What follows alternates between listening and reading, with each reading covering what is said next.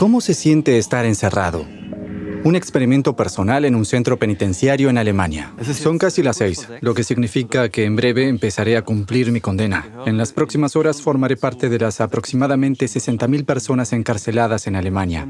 Estoy nervioso porque no tengo ni idea de lo que ocurre detrás de estos muros, pero decido entregarme a la experiencia. Quien en Alemania está tras las rejas, por lo general ha cometido un delito grave. Casi el 95% son hombres y la mayoría ingresa en régimen de aislamiento. Definitivamente no hay mucho espacio. Siento curiosidad por saber cuánto tardaré en sentir que estas 4 paredes me aplastan. Pero así es la cárcel.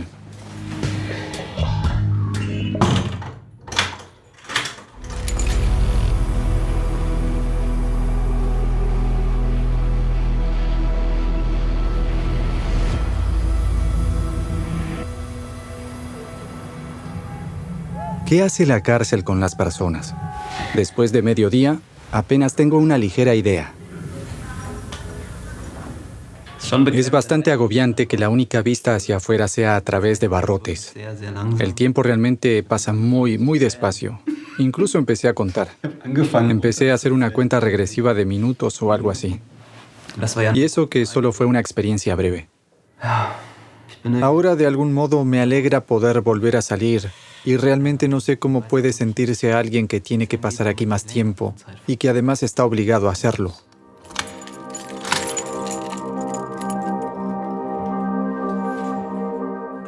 ¿Para qué necesitamos cárceles como esta? Una idea fundamental es la resocialización, es decir, que las personas puedan desenvolverse fuera y, en el mejor de los casos, no vuelvan a cometer delitos. En Alemania, aproximadamente 60.000 personas están encarceladas. Actualmente, la tasa de reincidencia de los delincuentes liberados es del 55% después de 3 años y del 63% después de 9 años. Es decir, más de la mitad vuelve a delinquir. Si la tasa de reincidencia es tan alta, hay que preguntarse si las cárceles realmente tienen sentido o si al final resultan incluso contraproducentes. Para averiguarlo, viajo a Sajonia, a Seidheim, cerca de Riesa. Aquí me encuentro con Manuel, quien pasó más de 6 años en prisión. ¿Cómo empezaron tus delitos? ¿Qué fue exactamente? ¿Robaste? No, lesiones corporales. ¿Y por qué? ¿Por qué? Bueno, crecí en una zona donde por mi color, por el color de mi piel, llamaba bastante la atención, ¿no? Y claro, una cosa llevó a la otra. Mi juventud no siempre fue fácil. Pero con el tiempo llegó un punto en que también la justicia dijo, bueno, basta. Y entonces vino la condena a prisión. ¿Y por qué delitos? Fraude económico, robo y lesiones. No digo que sea genial, ni mucho menos. Pero es sencillamente una parte de mi vida. Pasó la mayor parte de su condena aquí, en el centro penitenciario de Seidheim, una prisión para hombres. A principios de 2021 fue puesto en libertad anticipada por buena conducta. Manuel, ¿cómo te sientes ahora al estar frente a esta prisión? Estoy bien. ¿No dejas que afloren emociones?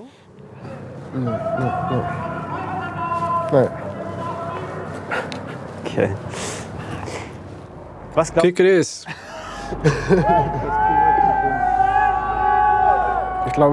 Creo que se les presta muy poca atención a las personas. Gran parte de los reclusos proviene de estratos sociales más desfavorecidos, por así decirlo. Y eso no les facilita las cosas dentro del sistema penitenciario, al contrario. Muchos vuelven a delinquir después de salir de prisión. ¿Cuáles crees que son las razones? Voy a intentar explicártelo. Diría que un 2% es resocialización y el 98% restante es, aunque no me guste decirlo, desocialización. Lo digo con total claridad. Porque con las medidas y los métodos que se aplican en el sistema penitenciario normal, sencillamente no puede funcionar. Para eso se necesita mucha más humanidad. Quizá también más recursos financieros y más personal especializado. Una vez un funcionario me dijo, una celda cerrada es una buena celda. Cuando me dijo eso sentí un fuerte malestar. Durante el tiempo que Manuel estuvo preso, el jurista Thomas Gali dirigía la prisión. Él también critica las condiciones. Incluso renunció a su cargo antes de que Manuel fuera liberado. Hoy trabaja como abogado y representa a reclusos. Gali pasó de director de prisión a crítico del sistema penitenciario. Quiero que él me dé su visión de lo que falla en el sistema penitenciario.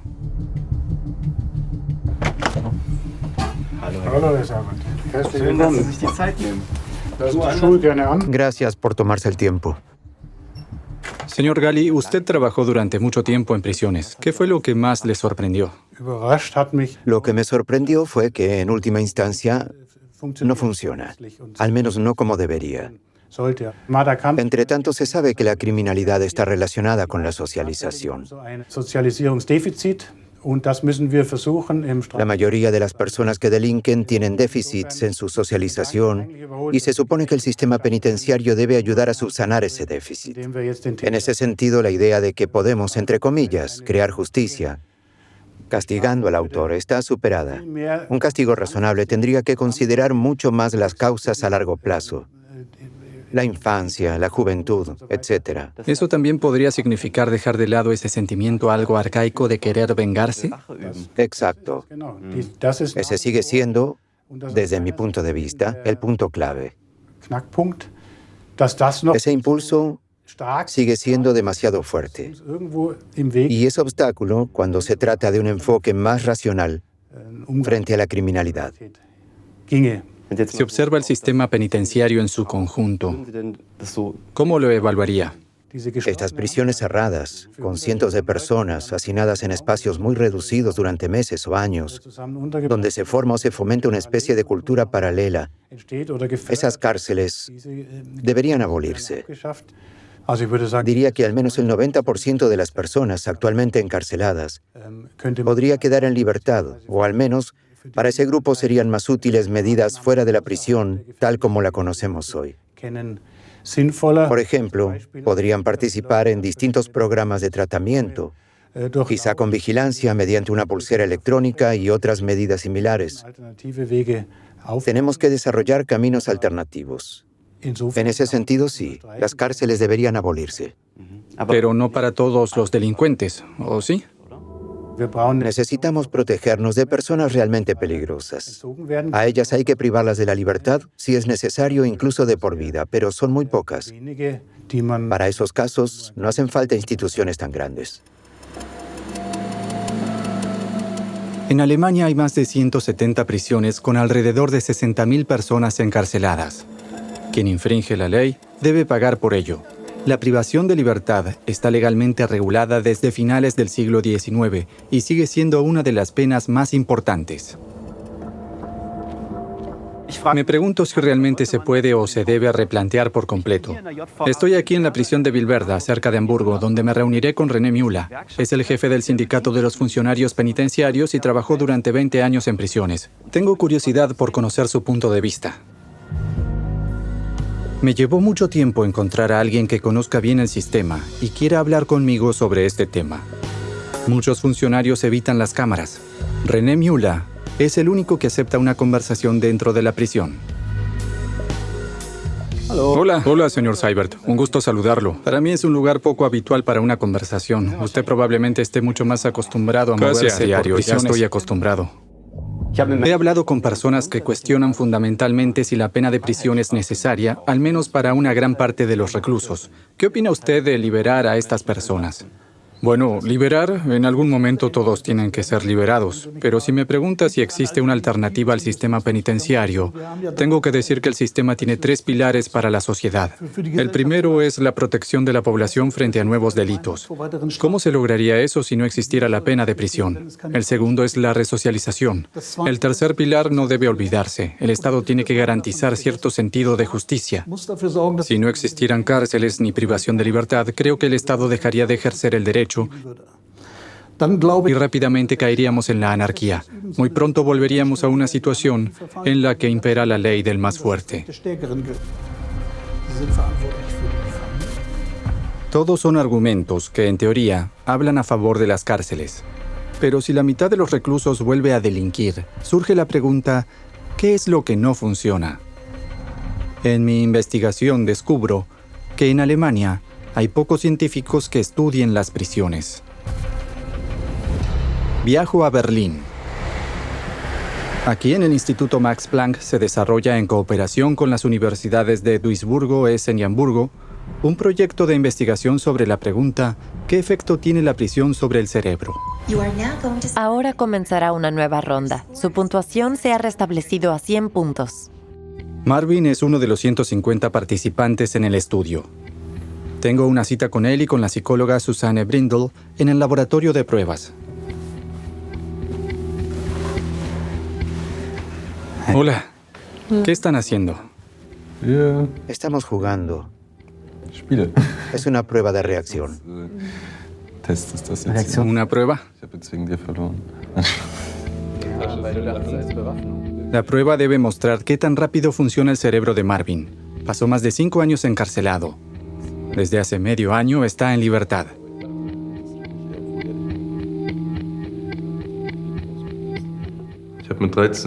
Empecé a fumar marihuana a los 13.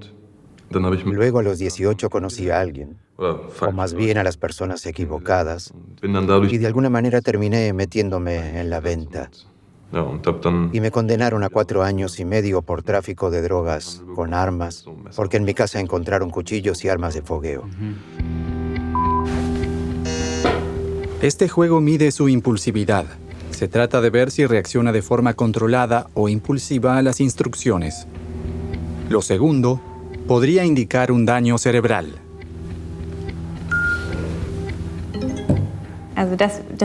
Ese sería lógicamente el peor escenario posible. Que llevemos a las personas a prisión para resocializarlas y luego salgan siendo aún más impulsivas que antes.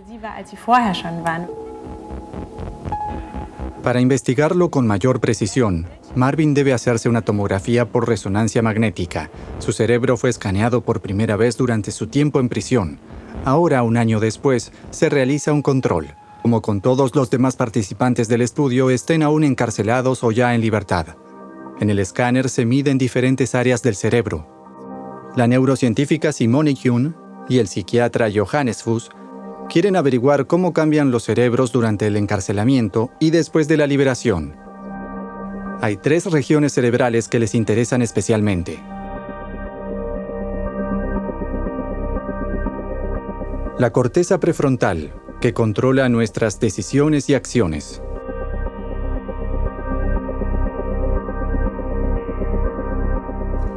El hipocampo, responsable de la memoria y la orientación.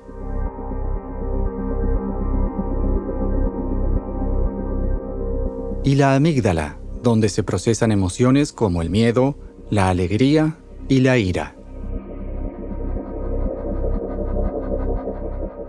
¿Ya tienen algún tipo de resultados o todavía no han llegado a ese punto? No, todavía no hemos llegado a ese punto. Ya hicimos todas las mediciones iniciales, es decir, al comienzo del encarcelamiento. Y ahora estamos invitando nuevamente a todos los participantes aproximadamente un año después. Nuestra hipótesis es que la corteza prefrontal, los lóbulos frontales aquí arriba, puede verse afectada cuando una persona vive en entornos tan monótonos. También sabemos que las regiones del cerebro crecen cuando se entrenan. Por lo tanto, es lógico pensar que el volumen cerebral podría reducirse si el cerebro no se utiliza o si las personas viven en condiciones con pocos estímulos. Esa es nuestra hipótesis y queremos probarla. Si se comprobara que los cerebros de los reclusos se reducen, sería una prueba de que la prisión es perjudicial y posiblemente incluso enfermante. ¿Tienen una motivación personal para investigar esto? Trabajé muchos años como psiquiatra en prisión y traté a muchas personas con enfermedades mentales. Vi que algunas sufrían mucho la situación. También tuve la sensación de que, desde la perspectiva psicológica, aún hay mucho que podría mejorarse. En Alemania tenemos una situación un poco paradójica. El objetivo principal de la prisión es la reinserción social. Pero si uno observa las condiciones de encarcelamiento, no parecen precisamente las mejores para resocializar a las personas. Aislamiento social, falta de estímulos. Es casi como si se mantuviera a las personas en un laboratorio.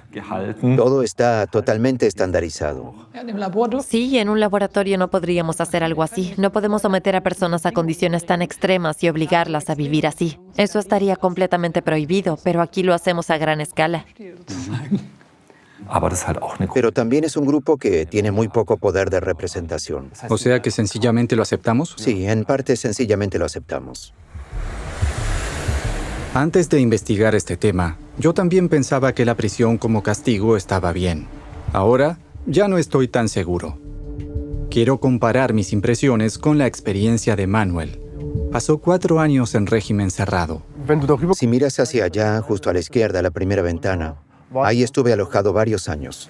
Hay investigaciones sobre si el cerebro cambia durante el tiempo en prisión. ¿Tienes la impresión de que una persona cambia realmente a un nivel profundo cuando pasa años en una celda? He visto personas que se automutilan. Eso existe. Se cortan con una hoja de afeitar. Es una especie de grito de ayuda. También hay personas que desarrollan psicosis. Yo mismo lo viví, fue terrible. También he visto suicidios. Todo eso pasa. Ese es sencillamente el universo de la cárcel. Para ser sincero, mi mayor miedo era volverme tonto durante mi condena. Hice todo lo que estaba en mis manos para que eso no sucediera. A posteriori, Manuel considera que su salvación fue el denominado régimen abierto. Abierto significa que los reclusos pueden salir de la prisión en determinados horarios. Manuel obtuvo este beneficio 2 años y medio antes de su puesta en libertad. Era como tener un pie afuera y otro adentro. Cuando has estado preso durante mucho tiempo, solo conoces este mundo. Por eso es importante volver a reconectar con el exterior. En ese tiempo hice una reconversión profesional. Iba todos los días a Riesa. Por la tarde regresaba aquí y los fines de semana estaba en casa. ¿Ves alguna pequeña probabilidad de que algún día vuelvas a delinquir? Es como preguntarle a un adicto si volverá a recaer y te responde que no. Lo que puedo decir es que haré todo lo que esté en mi poder para que no vuelva a pasar. ¿Depende una vida sin delitos después de la liberación del tipo de régimen penitenciario? Investigadores del Instituto Criminológico de Baja Sajonia compararon durante varios años la reincidencia de reclusos del régimen cerrado con la de reclusos del régimen abierto.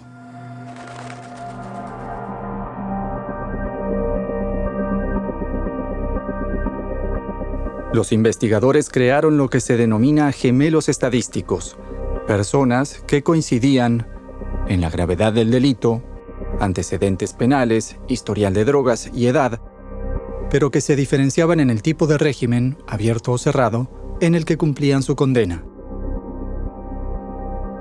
Durante un periodo de 3 a 5 años compararon su reincidencia tras la puesta en libertad.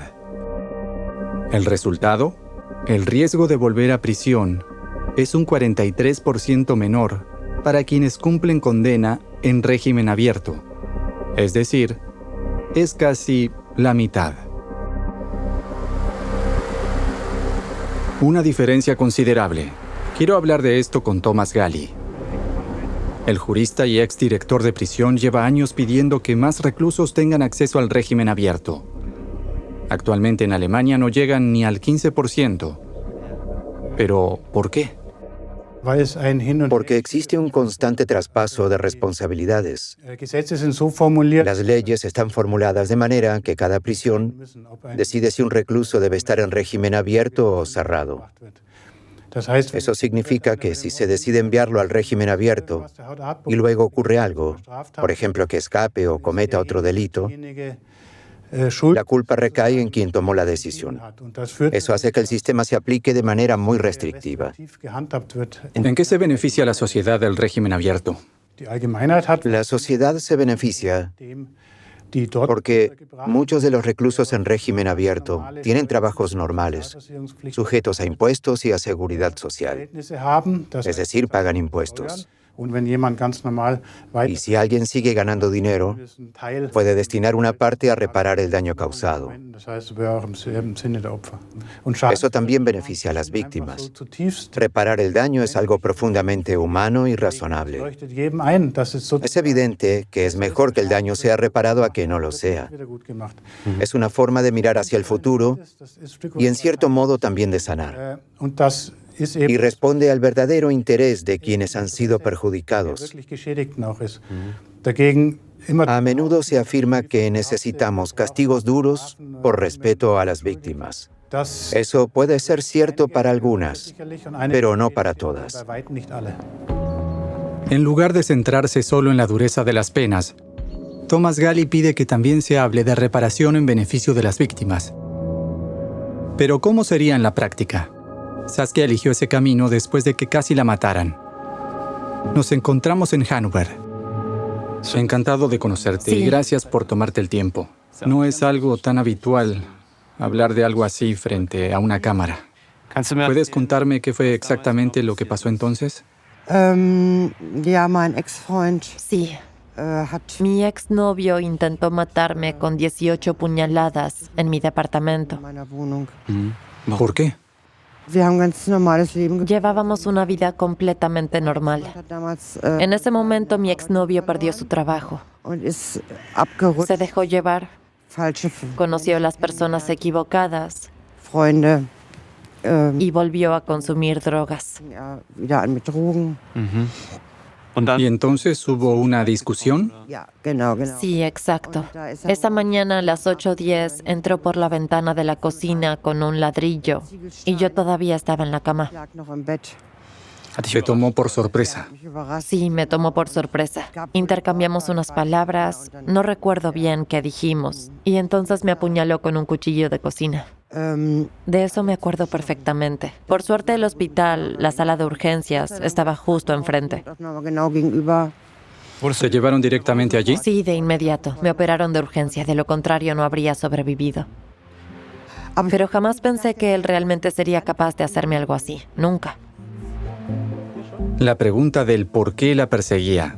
Por eso decidió ponerse en contacto con un servicio de mediación, la asociación VAGE. Esta organización ayuda sobre todo a víctimas de delitos. Su trabajo se financia con fondos del Estado Federado de Baja Sajonia y con donaciones. Hola. Hola, buenos días. Hola, Saskia. Frank Seibert. Buenos días. Oh. ¿También es un colaborador? Sí, es nuestro mediador principal. Hola, cariño. Tras salir del hospital, Saskia tenía un objetivo claro. Quería enfrentarse al agresor. La mediadora Frauke Petzold fue entonces la única persona que realmente la entendió. Ella prepara lo que se denomina un proceso de mediación entre víctima y agresor. Antes que nada, me gustaría saber qué se entiende exactamente por una mediación entre víctima y agresor.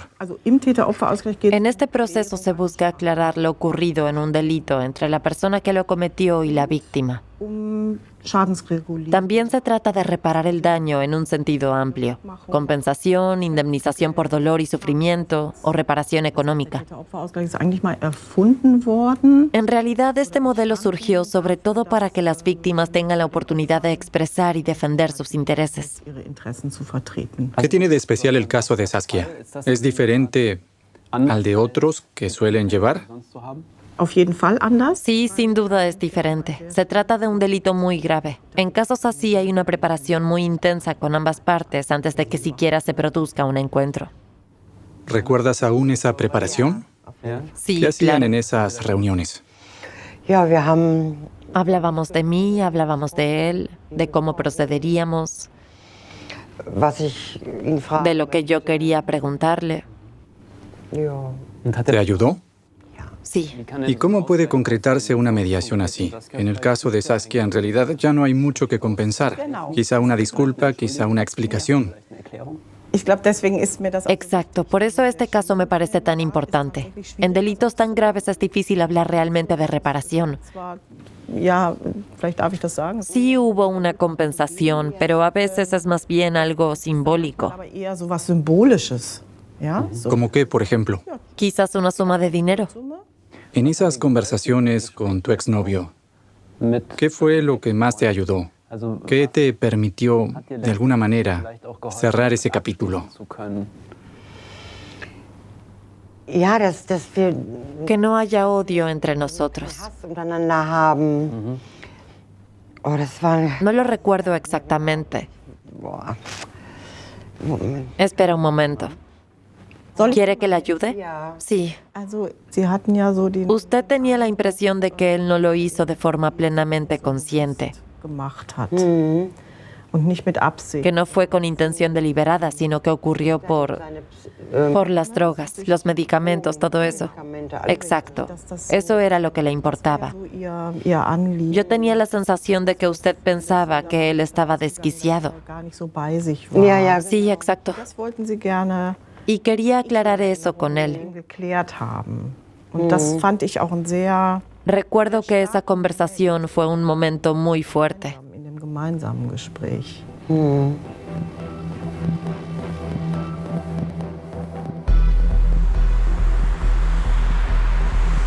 El agresor acepta reunirse con nosotros. Viajo con Frauke Petzold y Saskia al centro penitenciario de Hannover. Allí cumplió parte de su condena. ¿Recuerdas cómo te sentías cuando ibas camino a aquel primer encuentro con él? Oh, sí, estaba muy nerviosa. El corazón me latía muy fuerte. Creo que incluso lloré cuando lo vi. ¿Tenías miedo? ¿Qué sentías al dirigirte hacia ese encuentro? Lo único que quería era aclarar todo esto y verlo otra vez en estado sobrio. Yo probablemente sentiría ganas de que le den una buena lección. Porque, bueno, es solo mi impresión desde fuera. Creo que yo no sería capaz de hacerlo.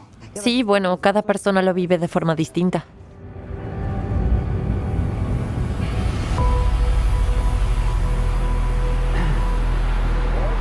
Hola.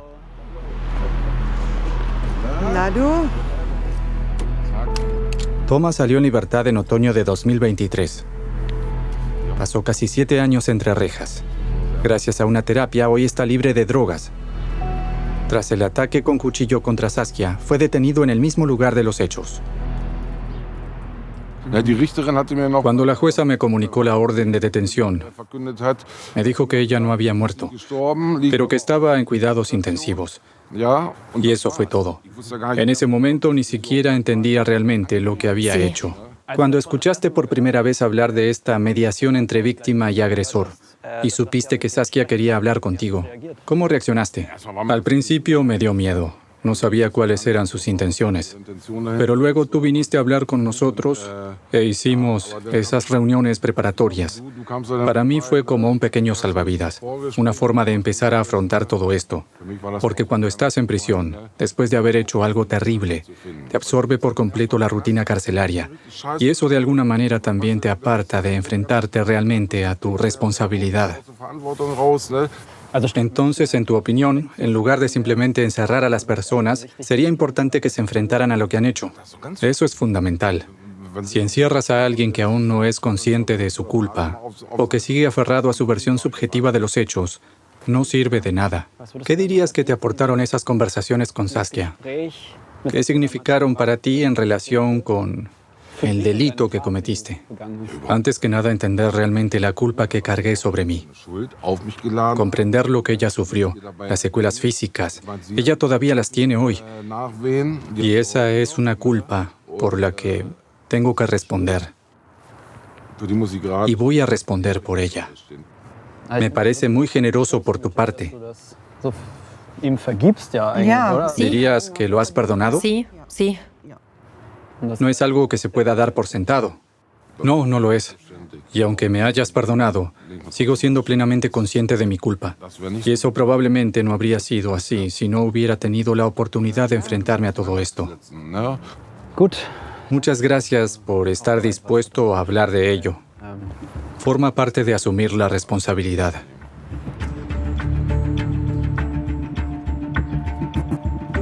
Asumir responsabilidad. Si ese es el objetivo que debería lograrse dentro de una prisión, ¿cómo deberían ser entonces las condiciones de reclusión?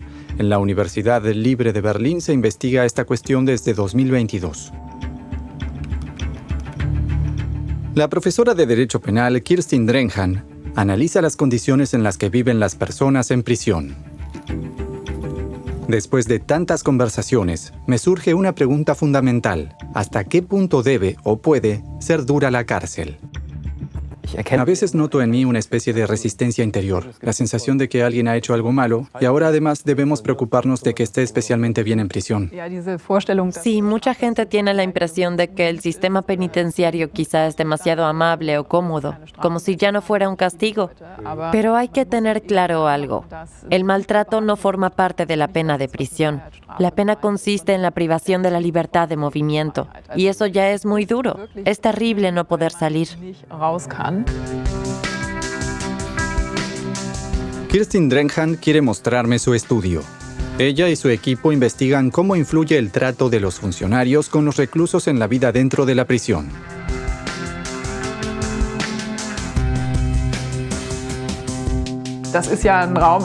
La prisión es un espacio donde la convivencia está extremadamente concentrada. Y fuera de la cárcel también sabemos que convivir con otras personas solo funciona a través de relaciones. Uno de los temas centrales de nuestro proyecto es la resocialización. ¿Ocurre realmente? ¿Y qué factores pueden impedirla? ¿Y qué conclusiones se desprenden del estudio? La actitud es clave. No es que los funcionarios no crean en la resocialización como objetivo, pero quizá todavía no está del todo claro qué hace falta para lograrla. Por ejemplo, hablar con las personas con respeto, darles espacio, permitirles desarrollar ideas y al mismo tiempo ayudarles a volver a la realidad, pero sin hacer que se estrellen contra ella. Pero en realidad el objetivo de la investigación es impulsar cambios. Sí, aunque también está claro que las cosas que salen de un proyecto así no son fáciles de cambiar. A menos que la política y la justicia se atrevan a emprender una reforma radical. En Noruega eso ya ocurrió. Antes las tasas de reincidencia eran incluso más altas que en Alemania. Por eso, en los años 90, el Estado decidió aplicar reformas. Quiero saber exactamente qué cambió. Y viajo a Nervo, en el suroeste del país. Aquí se encuentra una de las mayores prisiones de Noruega, un centro penitenciario para 150 hombres. Tengo una cita con Are Oidal. Este jurista fue uno de los principales impulsores de la reforma del sistema penitenciario noruego.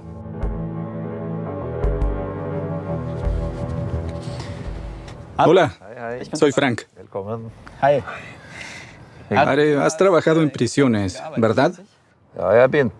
Toda mi vida profesional la he pasado en prisiones.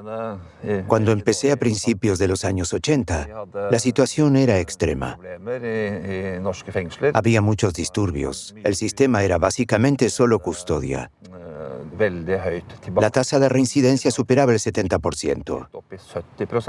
¿Y cómo participaste en el cambio del sistema penitenciario en Noruega? Hay muchas maneras de cambiar una prisión. Hay que hacer que los internos reflexionen, enviar a la gente a la escuela, darles trabajo con sentido, mantenerlos ocupados, tratarlos con respeto. También tenemos funcionarios de referencia, algo así como mentores o tutores para los reclusos. Quiero ver cómo funciona eso en la práctica. La prisión de Ona fue una de las primeras en Noruega en aplicar estas reformas. Bienvenido a la prisión de Ana. Frank, hola. Sí. ¿Eres el director? Sí. Leif Magne me enseña la prisión. A primera vista parece una cárcel normal. Pero si se observa con más atención, se nota que es diferente. Las celdas se usan solo para dormir. En las zonas comunes, los reclusos cocinan y comen juntos, también con los funcionarios. Queremos que aquí estén bien, aunque hayan sido criminales. El único castigo es que tienen que estar aquí y no pueden salir libremente. pero eso es todo. Vivimos como una familia o como en un piso compartido. Si tratamos mal a las personas, ¿cómo podemos esperar que cambien? En realidad, solo empeorarían. Trabajamos con un principio muy claro. El cambio siempre es posible. ¿Para todos? Para el 99%. Tratamos a todos con respeto. Antes éramos guardias, ahora somos trabajadores sociales. Durante el día, los reclusos trabajan en talleres, en la cocina o van a la escuela. Aquí, todos pueden obtener un título. Les damos clases tanto a los mayores como a los jóvenes, de 18 a 70 años. ¿Es voluntario? Sí. En Alemania, una plaza en prisión cuesta unos 200 euros al día. Aquí cuesta aproximadamente 300. Los internos que se comportan bien pueden mudarse a casas dentro del recinto. También los que cometieron delitos graves. Steve fue traficante de drogas. Sebastian cumple condena por robo y violencia. Ambos viven en un piso compartido. Pueden moverse libremente y también recibir visitas. Hola, me alegra verte. ¿Quieres café? Un vaso de agua.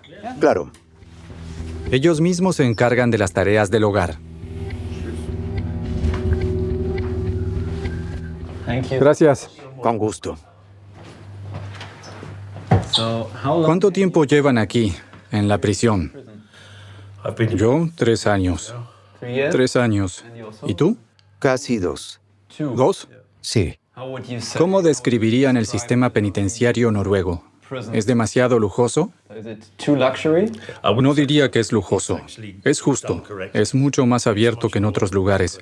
Puedes hablar con los guardias cuando quieras. Hay muchas actividades y siempre estás ocupado. Tenemos una casa para visitas. Las parejas y los hijos pueden quedarse con nosotros el fin de semana. A partir del lunes voy a trabajar allí. Cambio la ropa de cama, la lavo, limpio. Siempre hay algo que hacer, los 7 días a la semana. Todo lo que hay que limpiar o reparar en las casas, lo hago yo. Ese es mi día a día.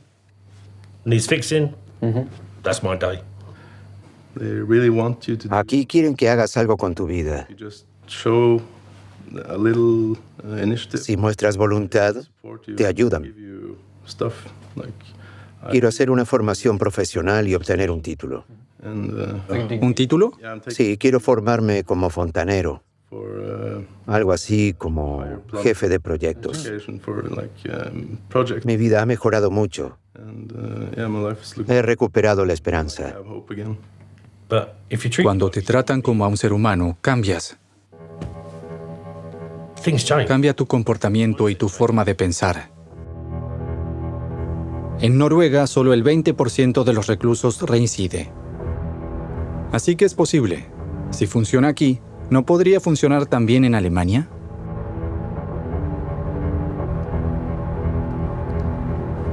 He encontrado un proyecto en Sajonia. Existe desde hace poco y pretende ser una alternativa a la cárcel tradicional. Se trata de una vivienda comunitaria para mujeres presas. Voy a conocerla. Una granja en Mohorn, cerca de Dresde. He quedado con la pedagoga social Sofía Kela y con Petra. El proyecto ofrece 4 plazas para mujeres que cumplen condena y se llama Halve Treppe, a mitad de la escalera. ¿Ya están listas? Sí, estamos listas. Entonces voy con ustedes a ver las gallinas. ¿Llevo Si algo? quieres, lleva los gusanos de la harina. Ah, los gusanos. Perfecto para mí. Cuidado, son muy voraces. Me refiero a las gallinas. Petra, ¿ya estabas acostumbrada a tratar con gallinas? En realidad no, lo aprendí aquí. Muy bien. Supongo que eso también estructura el día, ¿no? Sí, recoger los huevos, alimentarlas, hablar con ellas. ¿Hablar con las gallinas? ¿Hay algún motivo especial? Bueno, se trata de asumir responsabilidad. Los animales necesitan cuidados todos los días, agua fresca, comida. Y así las mujeres aprenden a asumir responsabilidad por sí mismas y por otros. Y de paso tenemos un buen huevo fresco todos los días. El proyecto existe desde principios de 2023. Las mujeres se organizan y se mantienen en gran parte por sí mismas. Sí, exacto. Y este es nuestro huerto de verduras, el invernadero y el jardín de hierbas. ¿Y a dónde se entra por aquí? ¿Ustedes cultivan? Sí, de todo. Yo antes tampoco tenía idea de nada, pero lo hemos ido aprendiendo entre todas, trabajando juntas. Esa es precisamente la idea, interactuar de verdad. Y mientras una anda metiendo las manos en la tierra, también podemos charlar y conectar. ¿Por qué es importante? Porque aquí las mujeres tienen que aprender a hablar abiertamente de sus problemas. Muchas se avergüenzan de lo que ocurrió y les cuesta muchísimo hablar de ello. Aquí trabajamos todo eso para que luego puedan encontrar un buen camino hacia la libertad. Petra ya lo ha logrado. Vive en su propio apartamento, pero sigue viniendo aquí con frecuencia, para el seguimiento y para visitar a su amiga Yvonne. Ella aún debe quedarse un año más, pero puede vivir aquí con su hija pequeña.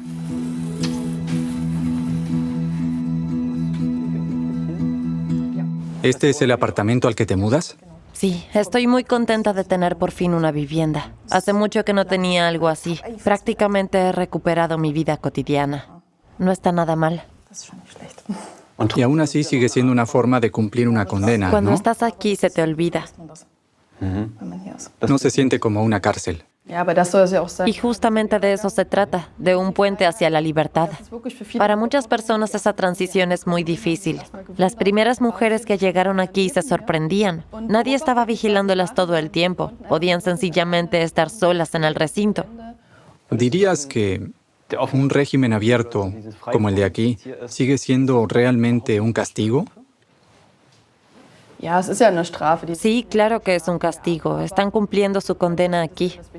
La diferencia es que trabajamos mucho más de cerca con ellas, también a nivel terapéutico.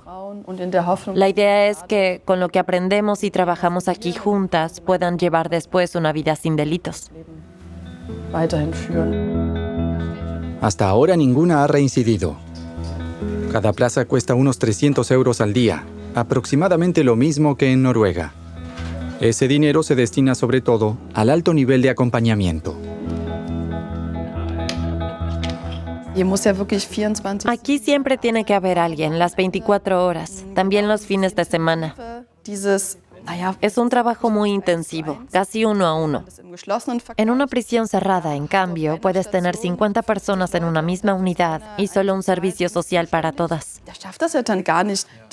Así es imposible trabajar bien el delito cometido o preparar realmente el regreso a la libertad. Creemos que aquí se logra mucho mejor. Aunque no puedo imaginar un mundo completamente sin prisiones, he aprendido algo. Encerrar a las personas no basta. Después de todas estas conversaciones y experiencias de los últimos días, me queda claro que las prisiones muchas veces no cumplen con lo que la sociedad espera de ellas. No solo queremos encerrar a las personas, queremos que cuando recuperen la libertad no vuelvan a delinquir y puedan reintegrarse en la sociedad. Pero eso solo es posible si reforzamos las estructuras existentes y quizá también si nos atrevemos a reformar otras o incluso a pensar el sistema desde cero. La gran pregunta es, ¿cómo logramos que quienes cometen delitos asuman la responsabilidad de sus actos y muestren verdadero arrepentimiento? Estoy convencido de que esa es una de las claves para que no vuelvan a delinquir.